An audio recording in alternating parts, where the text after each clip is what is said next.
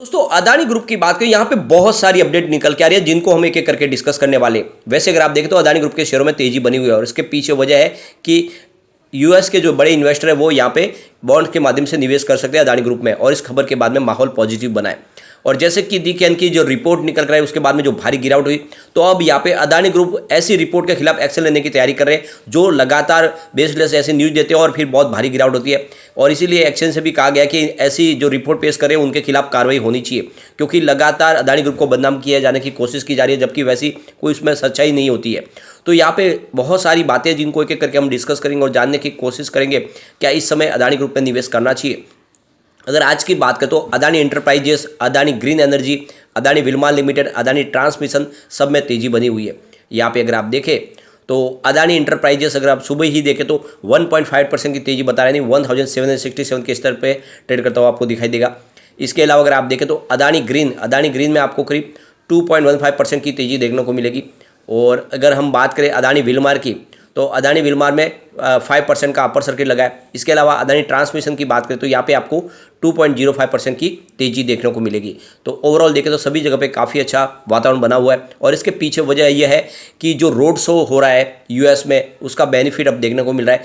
जो बड़े इन्वेस्टर है जहाँ पे यूएस के, जिसमें आप देख सकते हो कि ब्लैक रॉक, ब्लैक स्टोन, इसके अलावा पैसिफिक इन्वेस्टमेंट मैनेजमेंट फंड, ये इस समय इनके साथ में मीटिंग चल रही है अदानी ग्रुप की, और बॉन्ड्स के माध्यम से इनके यहाँ से फंड रेज किया जा सकता है और ये इंटरेस्टेड है। तो आने वाले समय 10 से 20 साल के पीरियड के लिए यहाँ पे बॉन्ड्स जारी किए जाएंगे और जिसके माध्यम से फंड रेज करके जो पुराने सारे कर्ज है उनको चुकाने की कोशिश की जाएगी और एक नई शुरुआत करेगा अदानी ग्रुप। और इसी खबर ने यहाँ पे माहौल पॉजिटिव बना है।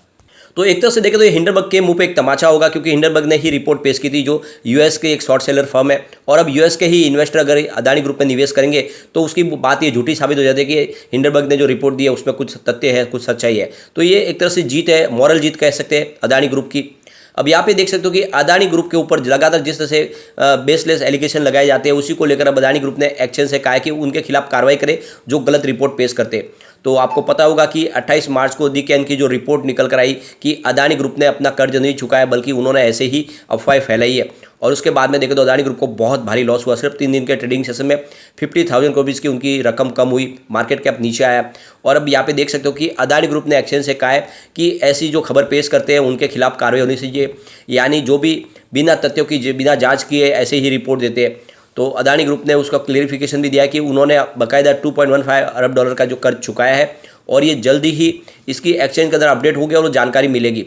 तो यहाँ पे अब अदानी ग्रुप ऐसे लोगों के ऊपर लीगल कार्रवाई करने की तैयारी कर रहे हैं जो लगातार फर्जी न्यूज़ें चलाते हैं।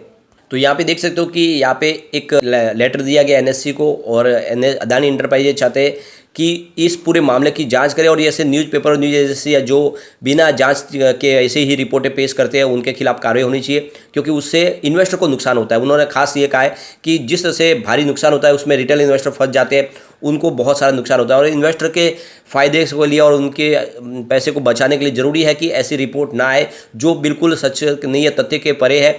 तो इसीलिए यहाँ पे एक बड़ा स्टेप उठाने की शुरुआत करी और सेबी से भी यहाँ पे रिक्वेस्ट की गई है कि इस पूरे मामले को अच्छे से संज्ञान में ले और इसके ऊपर जांच करे, और जो इस तरह से रिपोर्ट देते जिसकी वजह से बहुत सारा नुकसान होता है रिटेल इन्वेस्टर को, और ये फिर से न हो। एक बड़ी अपडेट और निकल कर आई। Australian trade and tourism minister Don Farrell की तरफ से कहा गया कि अदानी ग्रुप अगर हमारे देश में निवेश करते तो उनका वेलकम है। यहाँ पे देख सकते हो कि जो ऑस्ट्रेलियन मिनिस्टर, उनका कहना है कि अदानी ग्रुप ने काफ़ी ज़्यादा निवेश हमारे ऑस्ट्रेलिया में किया हुआ है और लगातार उनकी वजह से बहुत सारे जॉब क्रिएट भी हो रहे लोगों को, जिस तरह से रोजगार तो मिल ही रहा है, लेकिन हमारे यहाँ पे तरक्की भी हो रही है और इसके लिए हम अदानी ग्रुप का शुक्रिया अदा करते हैं और हम चाहते हैं कि आगे भी अदानी ग्रुप हमारे देश में निवेश करते रहे। उन्होंने ये कहा कि जो इंडिया में इस समय प्रॉब्लम चली हुई है, जो जिस तरह से अगर आप देखें तो अदानी ग्रुप के ऊपर जो इल्ज़ाम लगे उसकी वजह से हमारे जो इन्वेस्टमेंट है ऑस्ट्रेलिया में अदानी ग्रुप का, उसमें कोई भी इफेक्ट नहीं देखने को मिल रहा है। उन्होंने कहा कि हमने बहुत सारी रिपोर्टें देखी है लेकिन उससे हमारे जो ऑस्ट्रेलिया में इन्वेस्टमेंट है उसके ऊपर कोई फर्क नहीं पड़ेगा और हमें विश्वास है कि आगे भी अदानी ग्रुप ऐसे ही ऑस्ट्रेलिया में इन्वेस्टमेंट करते रहेंगे।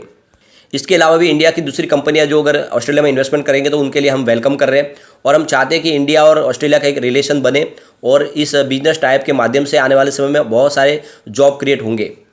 सबसे बड़ी बात है कि ऑस्ट्रेलिया के अंदर जो अदानी ग्रुप है वो एनर्जी, माइनिंग और पोर्ट सेक्टर में बहुत ज़्यादा सक्रिय है और काफ़ी ज़्यादा उनके वहाँ पे एक्टिविटीज़ है और इस तरह से देखें तो पिछले दिनों भी जब ऑस्ट्रेलिया की तरफ से उनके जो मिनिस्टर आए थे उन्होंने भी कहा था कि अदानी ग्रुप जिस तरह से निवेश कर रहे हैं ऑस्ट्रेलिया में उसका हम बहुत ज़्यादा स्वागत करते हैं और आने वाले समय में जो भी और अपॉर्चुनिटी होगी जहाँ पे हम मौका देंगे कि अदानी ग्रुप हमारे यहाँ पे आके और निवेश करे। यानी कुल मिला के ऑस्ट्रेलिया पूरी तरह से सपोर्ट में है अदानी ग्रुप के और उनके हिसाब से अदानी ग्रुप को वेलकम किया जा रहा है। आप आके और चाहे तो यहाँ पे निवेश कर सकते हैं, जिसमें आप देख सकते हो बहुत सारे पावर प्रोजेक्ट है ऑस्ट्रेलिया में, जिसमें सोलर प्रोजेक्ट भी है, कोल माइंस के प्रोजेक्ट है जो इस समय अदानी ग्रुप उनको कंट्रोल कर रहा है और आने वाले समय और भी प्रोजेक्ट ऐसे हैं जो अदानी ग्रुप ले सकते हैं।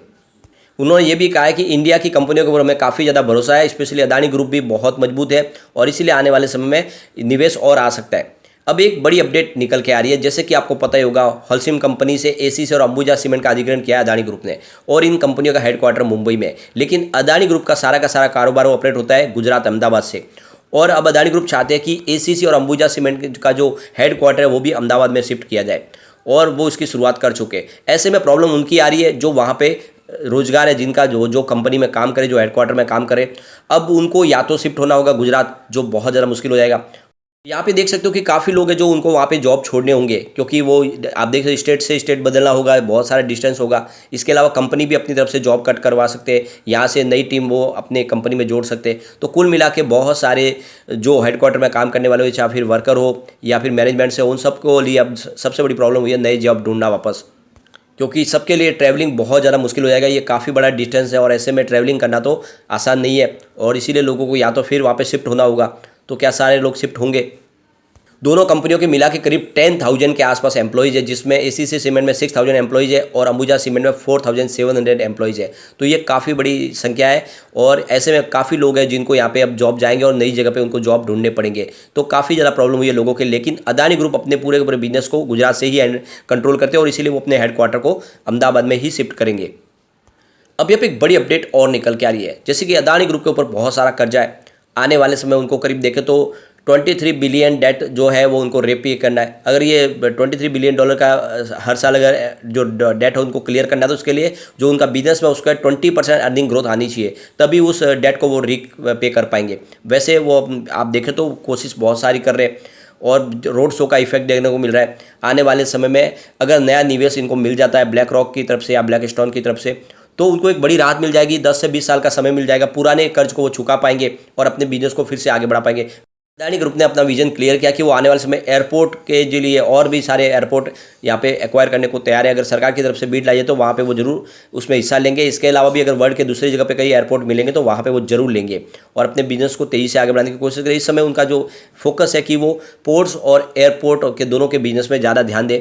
और दूसरी तरफ देखें तो रिटेल सेगमेंट में कंपनी ने कारोबार को आगे बढ़ाना शुरू किया है। इनका एफएमसीजी सेक्टर, जिसमें भी बहुत सारे इन्होंने प्रोडक्ट बनाने शुरू कर दिए। पिछले दिनों विलमार के थ्रू इन्होंने आप देखें तो कोहिनूर ब्रांड को एक्वायर किया, जिससे चावल के ब्रांड में भी इनका एक तरह से मजबूत बेस बन चुका है और एडिबल ऑयल में तो ये ऑलरेडी कंपनी नंबर 1 है। तो बिजनेस तेज़ी से बढ़ रहा है, इसका इफेक्ट देखने को मिलेगा और आने वाले समय इसकी प्राइस भी डेफिनेटली बढ़ेगी। और अब तो इन्होंने क्लियर कर दिया है कि इस तरह से जो बेसलेस रिपोर्ट निकालेगी उनके ऊपर भी कार्रवाई होनी चाहिए। तो इस वजह से अदानी ग्रुप में आने वाले समय एक माहौल थोड़ा सा पॉजिटिव बन सकता है, लेकिन अभी बहुत समय तक स्टॉक आपको एक सीमित दायरे में ट्रेड करते हुए दिखाई देंगे। बड़ी तेजी अभी बनेगी नहीं, क्योंकि बाजार में भी दबाव बना हुआ है। एक अच्छी बात है कि एफआई बाजार में फिर से लौट आए, हो सकता है आने वाले समय एक माहौल पॉजिटिव बने, तो निवेश थोड़ा सा रुक के कर सकते हैं आप। लेकिन फ्रेंड, कोई भी इन्वेस्टमेंट करने से पहले अपने फाइनेंशियल एडवाइजर से बात ले ले या अपना खुद का रिसर्च करें, क्योंकि मैंने वीडियो आपके एजुकेशनल पर्पज के लिए ही बनाया। वीडियो पसंद आए तो लाइक शेयर जरूर कीजिए और चैनल को सब्सक्राइब कर दीजिए। Thank you friend.